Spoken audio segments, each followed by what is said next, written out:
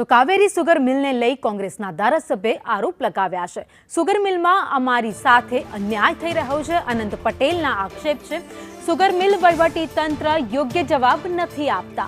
નવસારીના ચીખલીમાં કાવેરી સુગર મિલ હતી, શેર આપવાની વાત હતી, પરંતુ રૂપિયો પણ નથી આપ્યો। આદિવાસી સમાજના હક છીનવાઈ રહ્યા છે। અનંત પટેલના આક્ષેપ છે કાવેરી સુગર મિલને મિલકતની હરાજી થઈ ગઈ છે તેવા પણ તેમણે આરોપ લગાયા છે।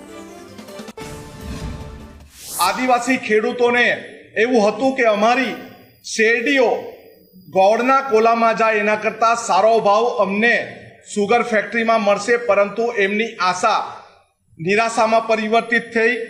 आदिजाति विभागमांथी 23/9/2022 ना रोज एक ठराव करीने जे शेर फाळो आपवानी वात पण करवामां आवी, परंतु एक पण रूपियो आपवामां आव्यो नहीं।